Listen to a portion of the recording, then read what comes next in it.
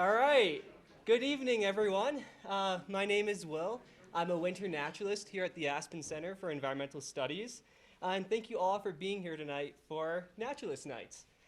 Each winter, ACES partners with Wilderness Workshop and the Roaring Fork Audubon Society to co-host these Naturalist Nights. This free winter series featuring experts from across the country who explore different topics about the natural world with our community. Talks will be hosted every other week, Wednesdays at the 3rd Street Center in Carbondale and Thursdays here at Holland Lake. We would like to thank our generous sponsors that help make Naturalist Nights a possibility. Thank you especially to tonight's presenting sponsor, Clark's Market, and our other gold level sponsors, Reese Henry and Ken Ransford, as well as our silver level sponsors, Aspen Square, Ute Mountaineer, Blazing Adventures, Cripple Creek Backcountry, Two Leaves and a Bud, Aspen Ski Company, Bonfire Coffee, The Village Smithy, and Bristlecone Mountain Sports. These businesses are really helpful to us. They make these nights a possibility, especially the cookies and tea that we have outside. So GrassRoots TV will join us, or GrassRoots TV is live streaming tonight's presentation on their website, Wilderness Workshop, and the ACES Facebook page and YouTube channel. A cleaned up recording will be available in a couple days on our YouTube channel. And we hope you'll join us next week for our Potbelly Perspective from the Black Forest to the Black Sea, 1,900 miles across Europe on human-powered bikes with Pamela and Craig Mackey. And in 2 weeks for our next Naturalist Night, the first ascent over 10,000 years of Native American occupation in the Colorado mountains with Jason LaBelle. And now I'm excited to introduce tonight's speaker, Dr. Stewart Breck. Dr. Breck is a research wildlife biologist with the USDA-Wildlife Services National Wildlife Research Center, as well as the assistant director of the Center for Human Carnivore Coexistence at the Colorado State University, and is a member of the International Union for Conservation of Nature Bear Specialist Group, focused on human-bear conflict mitigation. His work focuses on doing the science and outreach that enhances His work focuses on doing the science and outreach that enhances coexistence between large carnivores and people. Ongoing research is focused on coyotes, wolves, black bears, grizzly bears, jaguars, and polar bears with the goals of minimizing conflict, enhancing carnivore conservation, and enhancing human well-being and livelihood. He has been conducting research on black bears in urban areas of Colorado for over 18 years, with 6 of those years being in Aspen. And we are so excited for him to share his findings with us tonight. Please remember to hold your questions until after the presentation is over. We will hold a Q&A session. But at this point, thanks, and please welcome Dr. Stewart Breck. Thank you. And there's the title, right? Coexist. So I added a little bit. I wanted to specify, we're talking about urban areas, so urban areas being Aspen, but the part of the title that didn't make it up here was in an apology to the good people of Aspen. Okay, so add that to the end here. I'm like, what is this guy talking about? So we're going to get into that, and we're going to do some science of bears in these kind of urban environments, and that's my main purpose. But I also want to do a little bit of storytelling, okay? So I'm going to start with a story and end with a story, and hopefully the reason I'm trying to apologize to Aspen will become clear. Okay, once upon a time, there was a land full of predators. Then we came and we killed them. And life was simpler, though not nearly as interesting. Then arrived our first predator prophet. Does anybody know who this is? He's talked about a fierce green fire dying in their eyes. Aldo Leopold, that's right. Famous essay, Thinking Like a Mountain, and he was the one that really started really proposing to bring back the predators into our landscape. And we have. We've done that. This is a figure of wolf recovery. It only goes up through 2013, but it shows the projection of wolves and the population growth in Idaho, Wyoming, Montana primarily. Since this time, they've expanded into Oregon and Washington and California, and we all know they're starting to move into Colorado. So wolves have done well. We don't know exactly how many bears are in Colorado. We do know the growth has occurred since the 70s, when we really stopped the persecution of them in the 70s. In fact, I was talking to Jim, and he said, when he first arrived here in 1995, that they saw very few bears in this area, and that has changed a lot, right? So bears are doing very well in Colorado. Coyote range has expanded dramatically since really, Europeans first started settling the United States. Coyotes are doing well. Other species doing well as well. So then arrived our second predator prophet, and he pointed out coyotes, Fred's Coyote Farm and Doreen's Nursery, and he wrote Trouble Brewing. Okay, so this prophet is Gary Larson. And I interpret that as things are going to get a little weird, okay? And this is just an example of things getting a little weird. This is in Yosemite, and this is how I started my work with black bears. Back in the early 2000s, I was there helping the park develop some tools to deal with their black bears, and we started noticing, and everybody knew they're breaking into a whole lot of cars, but we asked, what kind of cars are they breaking into? And overwhelmingly, they preferred minivans. And this result was just so much, I hate to say fun, but I was like, oh my gosh, why minivans? It's probably pretty obvious because kids are riding around in minivans. There's food all over in the minivans, right? But it just got me really interested in bears. And so I moved on from Yosemite, came to Colorado, and this is about the time we started work on issues here in Colorado with black bears. So really, this story is really just beginning, right? And this is not unique to black bears. This is these issues are not unique to Aspen, and they're not unique to the United States. So wherever we're trying to restore or maintain populations of large carnivores, a lot of the problems are the same, which is how do we live with them? More and more people, how do we live with them in our urban environments? How do we live with them in our agricultural environments? And so I'm doing work all over the place on different species with all the same kind of problem, and looking for more solutions. And so I'm going to stop there and just say we should celebrate where we are with carnivore recovery, because I would argue no time in human history have we really been in this kind of situation where we have so many people, but we also have a lot of carnivores on the landscape. And I think instead of it being a negative topic all the time, we should step back a little bit and say, all right, this is pretty cool. We got a lot of, especially here in the United States, we've done pretty well. We have work to do, right? But we've done pretty well. But we've lost, or we're rediscovering, or we're learning new ways to live with these critters. And so that's what I want to discuss tonight, focused on black bears, focused on your wonderful town of Aspen. So this is the plan. I'm going to try to provide a fair bit of science. We'll focus on bear behavior, bear populations. We'll also throw in a little bit about human behavior, and then very exciting garbage experiments. I know you can't wait for that. And then I'll end with a little personal story that tries to get at what is the role of science in this issue, what's wrong with Aspen, and then what's wrong with me, okay? So hopefully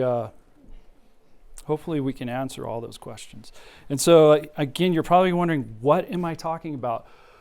Well, for a while, several years, I was really kind of fed up. The science was very clear to me, and I was giving talks, and often I would have a slide like this, where part of my description of Aspen was the garbage pit of the world inhabited by uncaring, mean, evil, nasty people. And I would contrast that with the second part of our bear research, which we moved into Durango. It's the golden city of all good things inhabited by caring, loving, smart people. So, like, how does a guy like me get off like saying something like that, right? That's ridiculous. Let me try to explain a little bit. But the point here is that we had two studies, one from 2006 through 2011 here in Aspen. We moved to Durango 2011 to 2018. And in fact, we're still continuing at a low level, and I'll touch on that as well. We've seen this population growth of bears. These are just kind of guesses. Don't use that as a quote. This is the red is basically human development in bear country. So lots of human development. This is 2010. I'm sure it's even more now. But the point being is, right, we got a lot of bears, we got a lot of people. So conflict is almost inevitable. And this is just starting to track that conflict beginning in the 1980s or 1986. It only goes to 2003. You can imagine that that projection has gone up since then. Maybe it's leveled off now. I'm not exactly sure. But the point being here is like conflict was on the rise as bear populations recovered. We all know the consequences of bear-human conflict in these urban environments. It's bears breaking into things, so there's a lot of property damage. It's a little bit of human health and safety, right?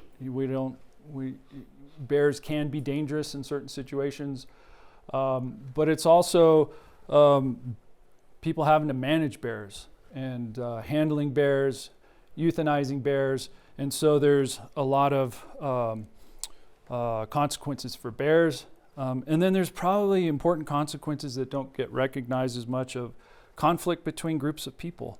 So this issue can be very controversial. This is the worst case scenario, right, where we're having to euthanize bears. And this happens. It's part of this equation. But what my job is, the science I'm supposed to do, is to try to minimize this. And so that's where I focus. The fact that I have this sort of mission, this you can see how bias enters into my science. It's a very directed kind of thing I'm trying to do. It's like I want to get so that the conflict is minimized. This really is, there are important questions here that our society, that you need to think about, is, because we can have a relationship where, bears are coming in, we know why they're coming after our food and our garbage, and, it could be that, well, we kill more bears and the problem goes down, but the problem doesn't necessarily really get resolved. Are we okay with that relationship? Some people might be, other people are not, but that's an important question to answer. The idea of coexistence is really founded on 4 principles. It's let's have sustainable, healthy populations of carnivores. Let's have thriving human endeavors. Let's have minimal conflict between bears and people, and then minimal conflict between people and people. And that's what we're after when we say coexistence. So it's important to define that term. And then what can research do to help? So think about that question as we move forward. These kinds of projects are team efforts. And I'm up here representing my agency, but critical in this whole equation was Colorado Parks and Wildlife. They were really supportive in the partnership that we formed in doing this research. We recruited 2 students that specifically worked on Aspen. Sharon Broke-Morto, she's in the middle on that upper left.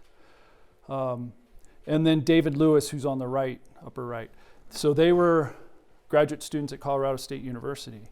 And we had the university support as well as folks like here in ACES. And then I want to also point out, importantly, Heather Johnson down at the lower right. When we moved from Aspen to Durango, CPW really took over the research and really led it, and she was the lead researcher. on the team, and just a wonderful individual. So loved working with her. But so that's the team. Here's Aspen without the terrible language in it. You guys are familiar with Aspen. But here's also Durango. Again, we worked in there from 2011 to 2018. Importantly, and part of this little bit of the background of my frustration with Aspen is there were components of Aspen that wanted us to do the research, but as we talked about continuing it, there was less and less support really for our research team. Durango, on the other hand, was really welcoming in a way that Aspen wasn't, and that afforded us the opportunity to do some really important work that I'm going to share with you. So that's kind of the backdrop behind why we went to Durango. So you guys, I'm giving you a real high overview of this, of all our work, okay? So I'm not going to go into detail about anything. I just want to give you a sense of what we did, and also a kind of an overview of the results, so that you come away with some key take-homes. But at both study sites, there was an intensive effort to capture bears and put on GPS collars. I'll show you pictures of that. We monitored bear mortality, so what was killing bears. We were in the dens every year. So every bear we collared, we would climb in the den in the wintertime, and we would change out the collar, and then we'd take a bunch of data off how many cubs did they have, how many survived the first year, all kinds of body measurements on the various animals, which was really important for our research. And then, of course, we're monitoring conflict. We were monitoring natural food. Hopefully that makes sense here in a minute. And then doing these different experiments to try to figure out, can we reduce the conflict? So this is just an idea of, we handled a whole bunch of bears, all without any consequences for people or bears. We use these cage traps, marked about 150 or attached GPS collars, about 150 bears. Just a picture of a bear with the collar on it. This is an anesthetized bear, so it's just sleeping, and then we, take all the data and measurements and things and attach a collar. So here are some of your Aspen bears from 2006 through 2011. I'm not sure why it's advancing, but this is a female, and her name was 919, okay? And what I'm going to show you here is, so you see 3 different colors, and each dot represents a location of that bear at that particular time. And I'm not sure why this is doing this, but so the yellow dots were 2008, red dots 2007, green dots 2005. So the bear's wearing the collar each, it's for those 3 consecutive years. This is really important, and I'll tell you why in a minute. I want to introduce you to another bear. This is a male, and this is its locations. And first thing you can notice between males and females, just notice the scale, look, especially those yellow dots, how much the males move versus the females. You can see Aspen, right? Relative to here, Aspen's kind of small thing, right? So males can move a whole lot more than females, right? Which is not all that surprising, but I'm not sure why this is auto-advancing. If anybody knows how to solve that problem, I'll take their help. But the other thing is, look at the contrast between 2007 and 2008. 2008 is in the yellow, 2007 is in the red. 2007, it was really located on Aspen, right? And pretty much stayed there versus 2008. So we're seeing some really interesting patterns already, right? We'll get into that here in a second. This is the city of Durango under all those dots, right? Each color represents a different bear, and all those are locations. So this is all data that we were using to inform our science. We're up to close to 1 million locations that we were able to really look at bear behavior and movement with that data.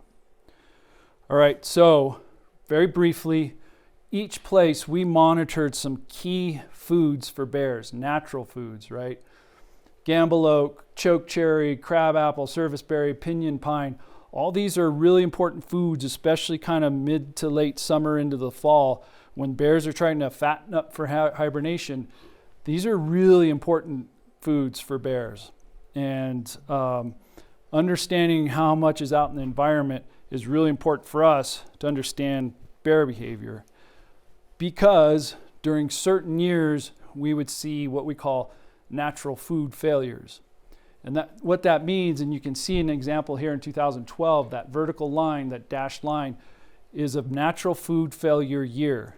So there was very little natural food available for bears. And it can be caused by drought, or it can be caused by a real late freeze that kills the blossoms of these flowering plants. So just keep that in your head, the importance of natural food failure years. All right, so let's dig into a little bit of behavior. Couple more aspen bears. There's a female, number 4, and then a male, number 32. And we're going to look at some of its movement behavior, okay? And the way we've done that, we've taken those dots that we had put, and we've kind of summarized and collected it all into forming what we call a home range. And so each map represents a home range for one particular bear during one particular year. So this is 2005, 2007 over on the right, upper right, 2008, 2009, okay? Now, 2007 on the right and 2009 on the right were bad natural food years, okay? The red that you're seeing represents urban development, basically the city of Aspen. So what are we seeing? Good food years, they're staying out of Aspen, right? Bad food years, inside of Aspen, okay? This is that male, and again, a couple things, same kind of pattern. Here's a bad food year, good food year over here. We're seeing this male have a very small home range, all focused on Aspen during the bad food years. Good food years, it's out and about. It's traveling all over, big, huge home range, not a whole lot of time in Aspen. Durango, this is the exact same pattern. I'm going to show you these. Each little pin represents a location of a bear. This is a good food year. You can see Durango down in kind of the center, bottom center. The bear is just outside of Durango doing its thing, not causing any trouble. 2012, a bad food year. Bear's moving around a lot, ends up down in Durango, okay? So good food year. Next year, it's out of the city.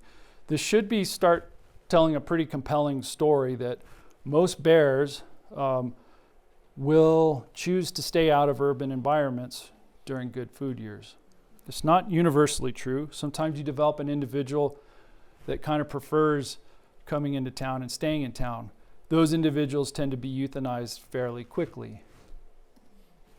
And to summarize all of that, this is sort of a heat map. The blue means not a lot of time that a bear, and this is, by the way, compiled across all the information we had about across all the individuals.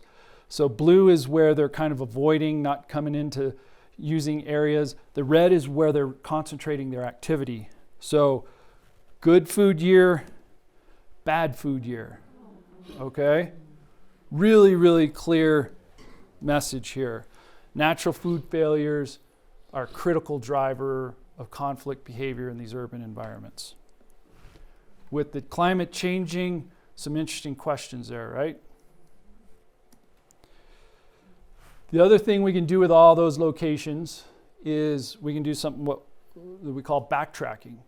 And so we go to a point and we say, what was the bear doing at that point? So you imagine we have to kind of get the data quickly and within 24 hours go to that location and find out what was going on at that location. We didn't do that at all the locations. We focused mostly on kind of the urban area of Aspen. but we backtracked a lot of these locations. So each point on there represent a place where we went to that point and we asked, what was the bear doing in this location? Mostly we were looking for evidence of it feeding on something, all right? Why were we asking this question? We wanted to know what were they getting into when they were coming into town? What was the major attractant for them, okay? And that was the driving point of doing this work. And so these are just examples. You go to that GPS location, you say, what were they getting into? Oh, they're garbage cans. Sometimes we'd find, pardon me, deer carcasses. Sometimes we'd find they were feeding in berry patches, things like that. So this, we're kind of doing some CSI work, if you will. What did we overwhelmingly find? These bars right here, right here, right here, and right here, garbage, okay?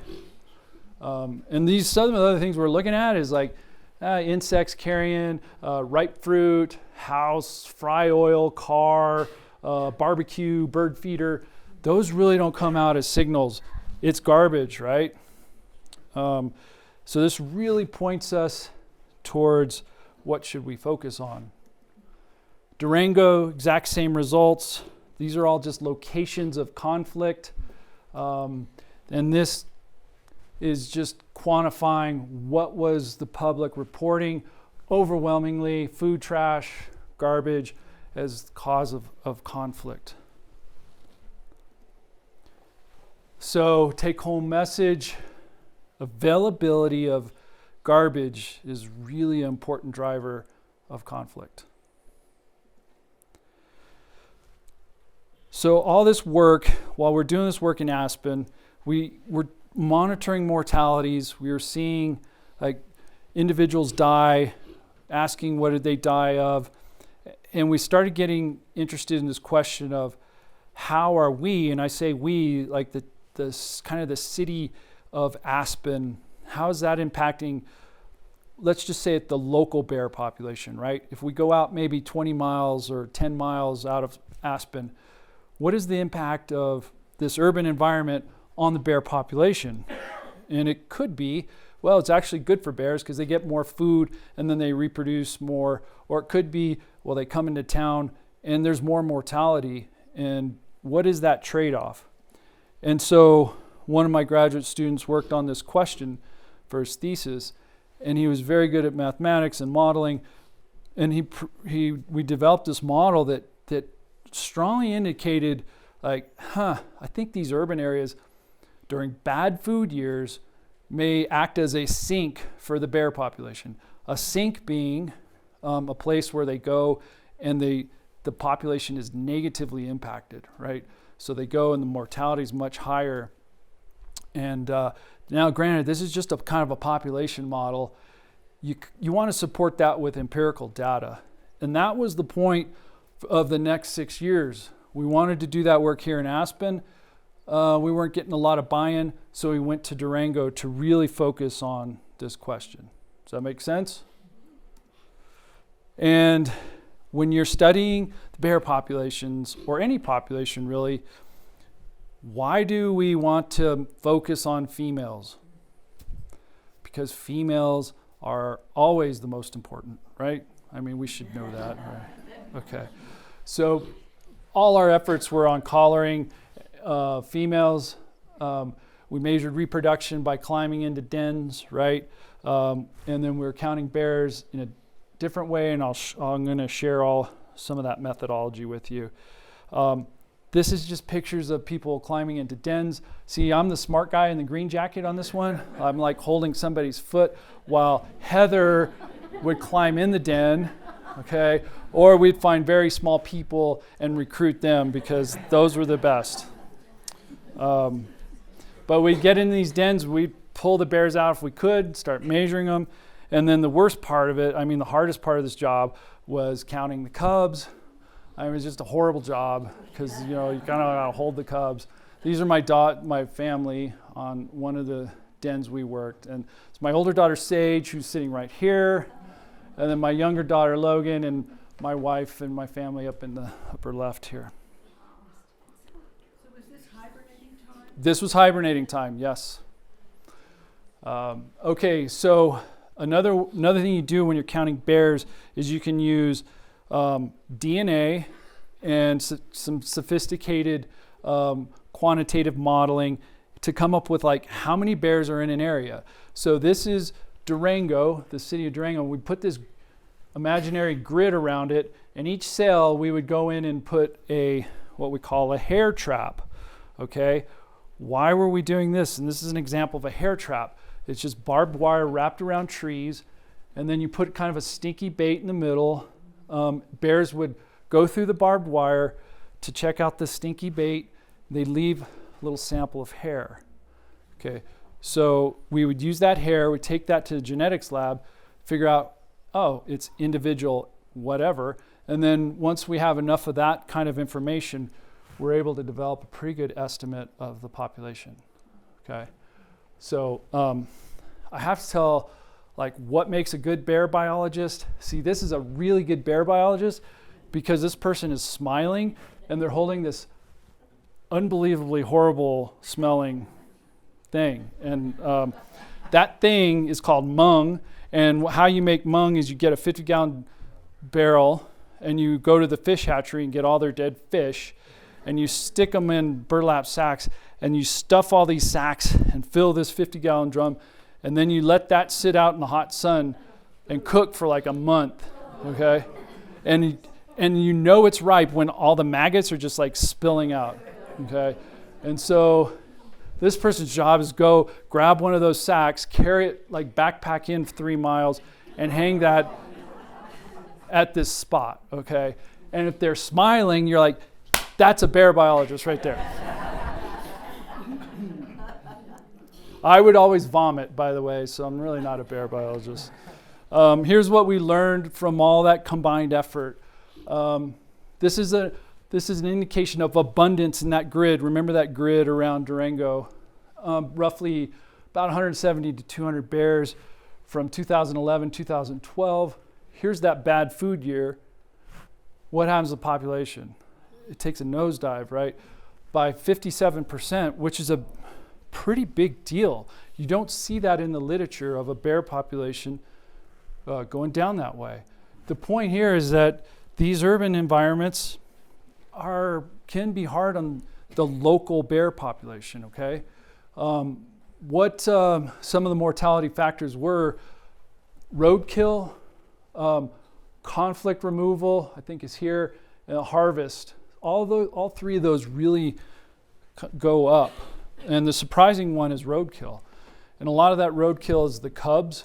So there's just a lot of vulnerability when they come into these urban environments.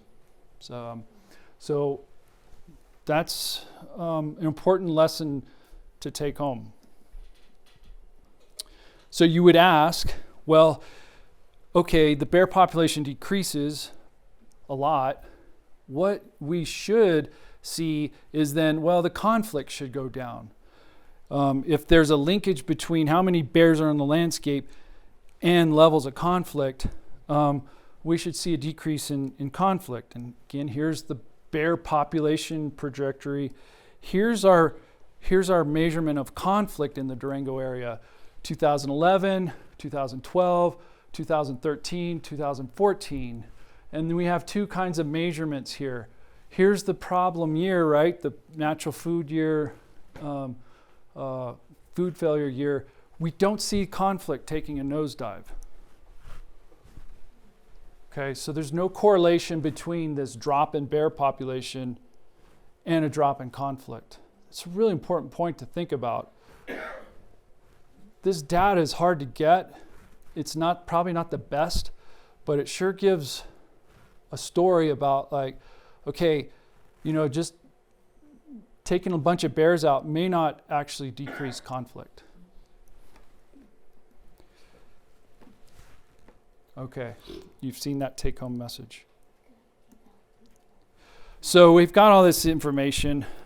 Again, part of also the research was, what can we do to minimize conflict? We know it's an issue of garbage.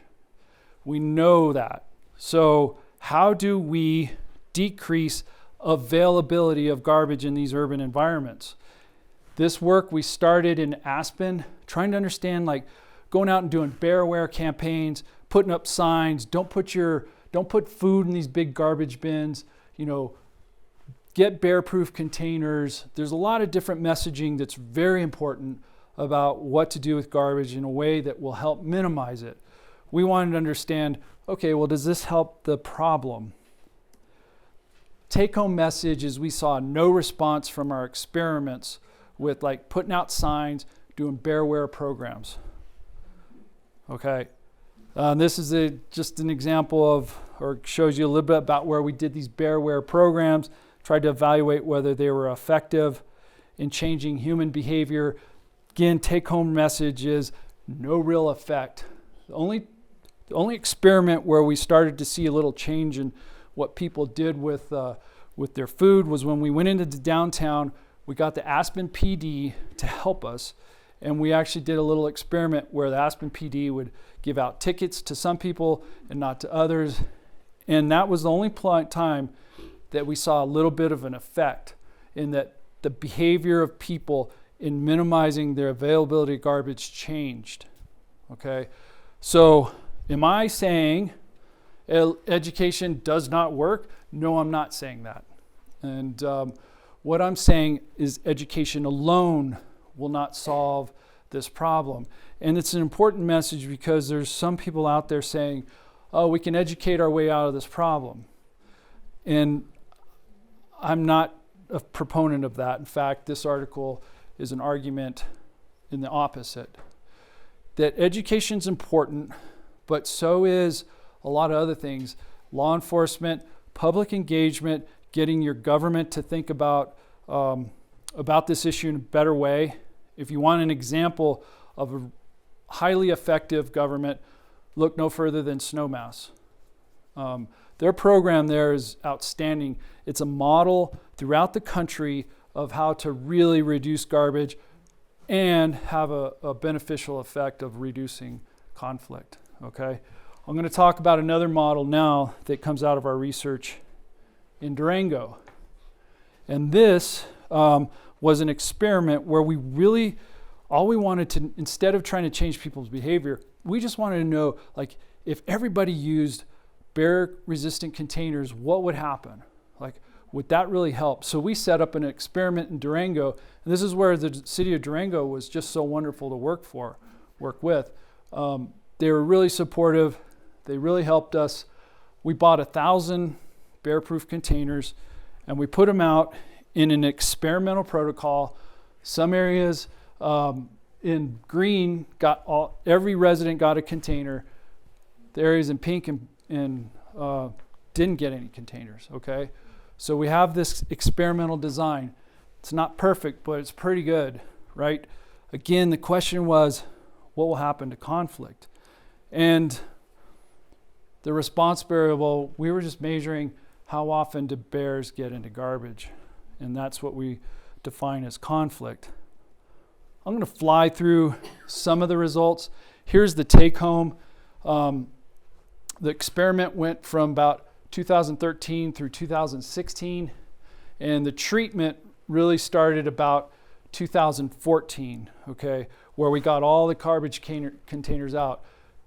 It wasn't until this year where we realized one of the problems with our experiment was the garbage containers that we gave out that were bear resistant required people latch them.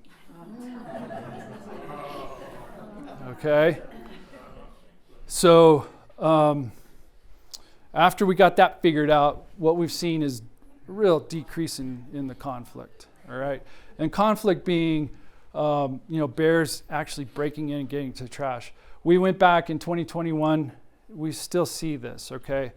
So it's a really effective way for dealing with this residential garbage issue. It doesn't address other aspects of like what's going on in downtown Aspen with this, the restaurants and them producing really rich food and making it available for bears and not securing that. This is just one piece of the problem, but it's very compelling. So compelling that the city of Durango saw these results and then invested $600,000 to outfit the rest of the city with bear-resistant garbage containers. And I've been criticized, people like, $600,000, that's a whole lot of money. And yeah, it is. But what kind of relationship do we want with bears? And in the scheme of things, how much are the people spending on this management strategy where bears come into town and all the CPW time, all their energy? I bet you the trade-off is probably very much in favor of buying garbage cans, okay? No one's done the economics or the cost benefit on that, but that's just the cost benefit. There's a lot of reasons to do that, kind of move that direction. And to Aspen's credit, I know there's been a lot of efforts to move that way and been some real progress there since we've left. So I'm not criticizing Aspen saying they haven't done that, but I think there's more work to do here. Here's a take home. It's really a human behavior issue. This is not about bears. This is about people. If we want to really reduce this problem, it's about what we do.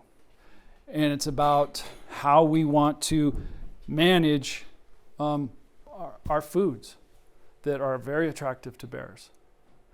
And so that's really the basis, the fundamentals of the Aspen and Durango work. I will just end by saying we recruited another PhD student. Her name is Cassandre. She's doing some really cool work. It's not so much ecological. We're moving into the sociological world because it is so much about people. But she's helping to evaluate this initiative that the governor of Colorado made available $100 million to towns throughout Colorado. And they had to apply, and there was like a evaluation. 10 towns were selected, and so they got a chunk of money to go in and try to use that money to clean up their garbage, to buy new containers, to develop education programs, things like that. Cassandre is involved in that work, and so that's part of her PhD process or program at CSU. Okay, that's the end of my talk. Now you're probably wondering, what is the rest of the story, right? Okay, here's the story. We're done with slides. So after all this work, very hard work, I'm feeling like, dang it, I know the answer, and dang it, Aspen has been a pain in my rear for a very long time. And I'm a little bit bitter, right? And so you got a bitter scientist with a lot of data on his hands. That's bad, right? And then getting a little bit of attention, so this bitter scientist with data on his hands is starting to get an ego, okay? And part of that ego is from this author, Mary Roach, okay? And the book Fuzz. So she was very interested. This is a book about human-wildlife conflict. It's a great book. Chapter 2 is about Aspen, and it's about the Aspen issues, and she focuses on bears. And so she came up here. I took her around. I had her visit people at CPW, visit people at the city, people in Snowmass. Anyway, when somebody, a best-selling author, kind of focuses on your work, your ego keeps building, right? It's like, oh, this is good. I'm right, okay? So, and I'm gonna stick it to Aspen because they've been a pain in my butt and they're not listening to my science. And anyhow, so every year I do this annual backpacking trip with my younger daughter or whoever wants to go. But in this particular case, it was with my younger daughter. And she plays soccer, and we were running late. We had to get up 5 miles in, and we weren't getting to the trailhead till late. And I was like, dang it, rush. Of course, it's peach season, so we're bringing some snacks. And there might have been a bag of jalapeno cheddar chips or something like that. But there were some peaches. Anyhow, we get to the parking lot of the trailhead, and I'm like, come on, let's go, let's go, let's go, let's go. And I'm in a big rush, and we start hiking. We get to this, our favorite place. We have a great night. We could only spend one night, and pack up, and we're coming back next morning. And I'm walking down the trail. Oh, and by the way, Mary Roach had just read the chapter to me. Like, it hadn't been published, so I was just like, yes, we're going to stick it to Aspen, because she has some pretty funny stuff here in this book about Aspen. You have to read it. Things that I can't say, she was able to say. So it was pretty fun that way. And anyhow, we're hiking back down the trail, and we run into a gentleman coming up the trail, and he's just like so excited. And he says, there was a bear breaking into a car last night. I was like, oh, really? Okay. What kind of car? He's like, I don't know. And so we keep hiking down, run into another couple. Oh my God, a bear broke into a car in the parking lot. I'm like, oh yeah, you know what kind of car? No, but it was blue. I'm like, and then, by the time, like, we're running into people, everybody's just like, by the time, like, I was halfway down, just like, shut up, I don't want to hear about the bear breaking into my car. And sure enough, get down there, and there's my car. The bear had just pulled open the door, bent it open, windows all blown out. Sitting in the middle of my driver's seat is the peach pit. And then there's a note from the ranger, come see me. And I'm just going, no, this can't be. Like, how do I stop Mary from publishing this book, right? Like, no.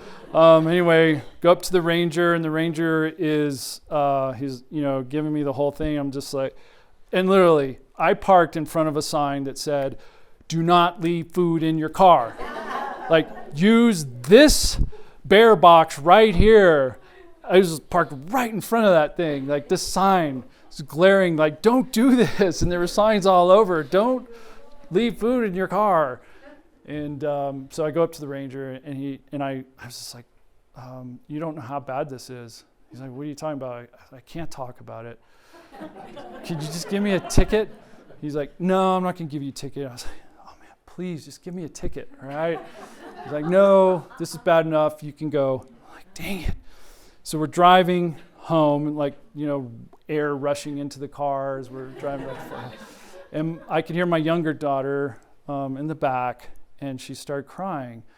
And she's like, I said, what's wrong, honey? And she's like, oh, well, Dad, do you think they're going to kill that bear? And I said, I don't know, but I don't think so. And I truly didn't know.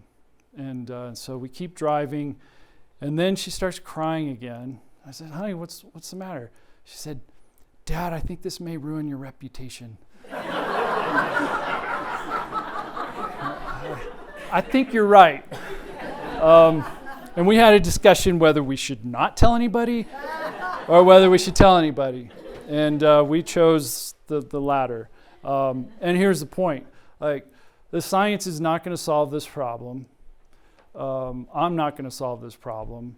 And we don't need inflated egos, and we don't need this kind of rhetoric that just makes people feel bad, things like that. What we need is a community that comes together, makes decisions that are beneficial, not only for the bears, but I think for the town itself. There's a lot of reasons to have a cleaner city. And so I think that's the message.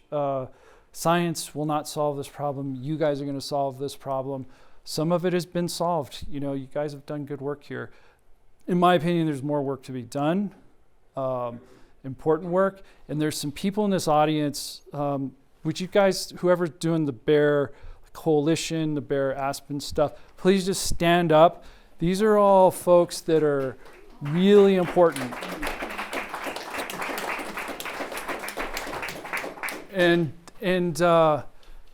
talk to them. You guys come together and go bug your city, and get some things moving in a direction. Is it expensive? Might be a little bit expensive. The other thing is, like, CPW, the folks working here on the bears, they're not the enemy. They are truly not interested in euthanizing bears. And the problem is garbage, it's not bears. So that's my message. Thank you for being here. I'm happy to take questions if there's time.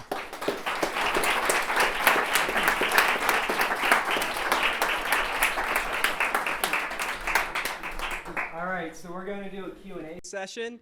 I'm going to have to let you guys all know this microphone is not like a real microphone, but I'm going to hand it to you because it's going to the online recording. So we'll take questions at this time. We'll start right over here. How have the efforts for composting affected this? And if we really pushed composting and got people to not put their food in the trash, could that be another way to help? Yeah, listen, I love composting. I do it myself. I don't live in bear country. If I did live in bear country, I'd be really aware of what compost can attract. But I also raise chickens because, you know, I've got a lot of bear attractants in my yard. And and I believe in that kind of stuff. But there's ways to prevent bears from getting into that. So I think the responsible thing to do is, you know, in these small little areas, you can protect that. The thing that really is effective deterrent for bears is electricity. So there's a huge program like in Montana where they have grizzly bears and kind of the issues are a little bit harder there. You got a species that's still on the endangered species list, but they use electricity to fence bears out of beehives and chicken coops and composting places. All these things where you're dumping food out, even though you're going to compost it, they're huge attractants. So it's not, just I guess the word is the advice would be like just be careful with that and think about like how it could attract not only bears but raccoons and foxes and all kinds of stuff. So. But I was specifically thinking about, to give Aspen a little plus, the composting program where they have big bins and they put that in and a truck comes by and picks it up so the food itself doesn't enter the garbage cans. I didn't know, like I don't know about that program. And yeah, I think it sounds like a great program. I think the challenge is how do you put it in a container so bears can't get into it? And I don't know the answer to that. So I guarantee you bears will be interested in that big container. So yeah, it's something to think about, work with their solutions. I guarantee there's solutions. All right, other questions? Right here. I was a composter for about 2 weeks until I had bears going over a 6-foot fence too. And we were so good about keeping our garbage in the garage and bringing it out in the morning. My question is, why do bears like birdseed? Oh, it's just the energy-rich food. So. But it's tiny little seeds. How do they eat it? Well, they just probably inhale it, you know. So it's the same with, they eat ants. They'll go into ant mounds, and you're like, well, gosh, that's why are they eating ants or the larvae?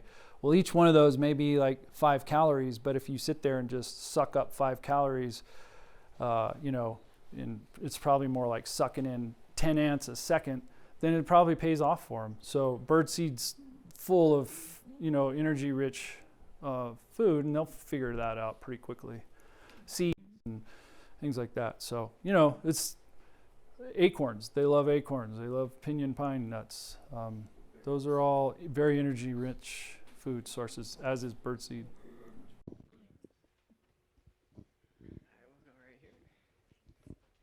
Hi there. I'm interested first in what you did to educate people in Durango about using those 600,000 cans to improve your numbers. And second, if you had a wish list, what would be your top 3 things for Aspen Council to do to improve our relationship with bears? I'm going to answer your first one, and then I'm going to defer to somebody in the audience to answer the second question. So, you bring up a point that I didn't get into the details of the work, but one of the things we were measuring was compliance. Okay, and in this case, compliance was whether they were latching the containers. And when we realized that was an important thing to measure, and a really important component of making sure the experiment was valid, we needed compliance to be very high. And so we did the typical education, but we backed it up with law enforcement. And so we had people going out there and threatening, like, if you don't latch, and people complied. We got compliance to go way up. So that's my point, is like, yeah, education is really important, and law enforcement's probably important as well in that mix. So, okay, for your second question, I think I'm going to look to you to answer that. I actually spoke at City Council a couple of weeks ago. They were pretty receptive, and so I guess our outlook as this new group would be a similar response to what Dr. Breck had, is helping us to forge ahead with compliance, because you can put all the information out there. You can beg people, you can have bear aware signs and everything, but if people aren't locking their trash and the trash is not being locked, secured, I have a special trash room at my house, then the bears are getting into it. And if there's no repercussions and we don't have the law enforcement, we don't have the city government on our side, then we're just shouting into the wind and hoping that somebody's going to listen, and human behavior is hard to change.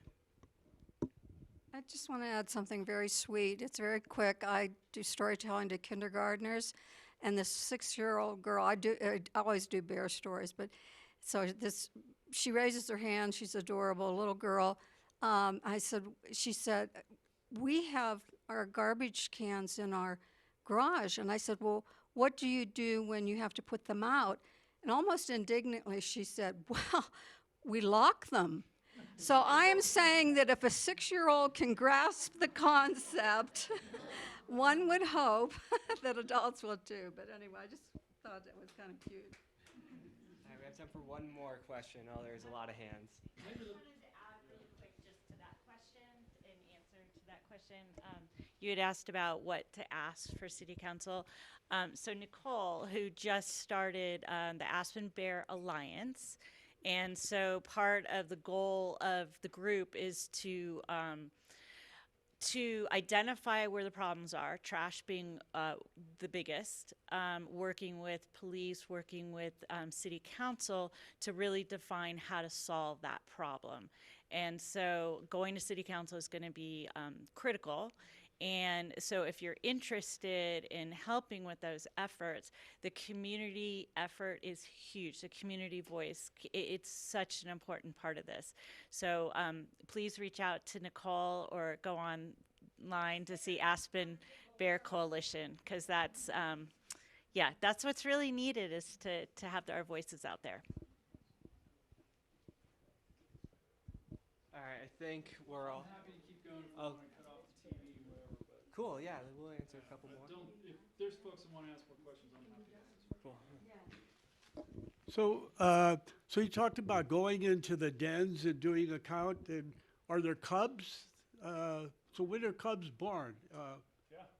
Good question. So the way bear reproductive ecology works is breeding occurs in the early summer in June. The bears do what's called delayed implantation. So the embryo is not actually implanted until the fall. And it's probably a strategy to assess their condition going into hibernation.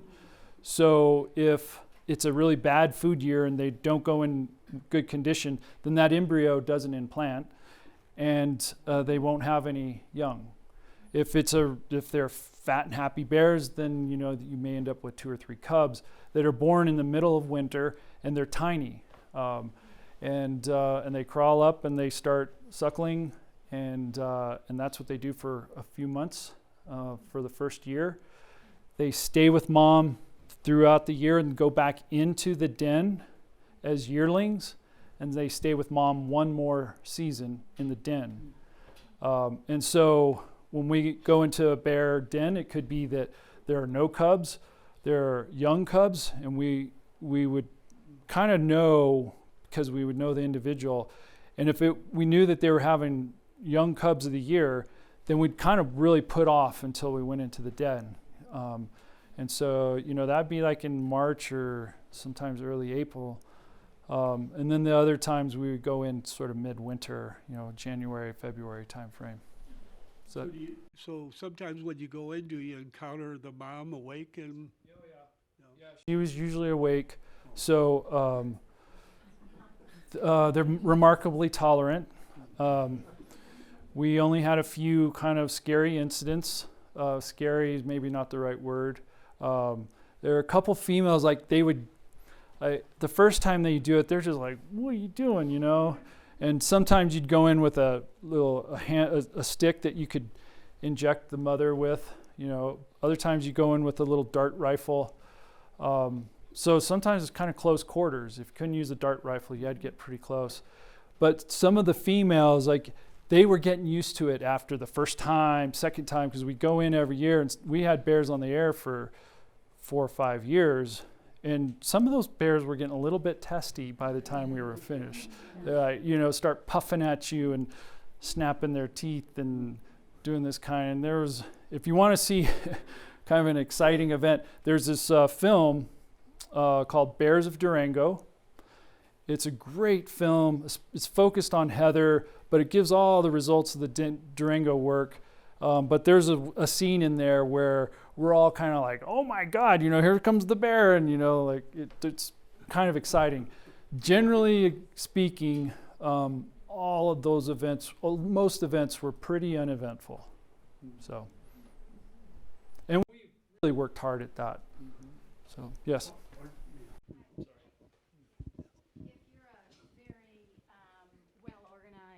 If you're a well-organized community with a great coexistence program and everything intact, and you know that you're in a food failure year, do you take steps to positively intervene for the bear population, or do you let the chips fall as they may? Well, it's a great question. I don't know if I have a great answer. Your levels of conflict are going to probably go up. Somebody asked a similar question last night down in Carbondale, but rephrased it a little bit, and I think I'm going to repeat that question because I think it gets at what you're getting at. But he asked, in these bad food years, what happens to these bears? And the predecessor of all this work was a guy named Tom Beck, who did work on black bears in the 70s, a researcher, way before we had all this urban development. And what he would see during those bad food years is the females, they would go into their den in poor condition. They wouldn't reproduce, but the survival was still really high. So they'd live for the next year, right? And that's a real strategy they have. So they abandon the reproduction to survive another year.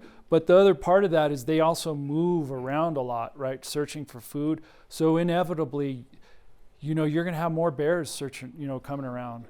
And it's a hard question. And, understanding these places like Snowmass and Durango that are successful, learning from them during those bad food years is an important question to answer. Because we don't have a lot of data that way. Where towns and cities are really successful at cleaning things up, what happens during these bad food years? It probably adds a different challenge, right? So. All right, so we have to end the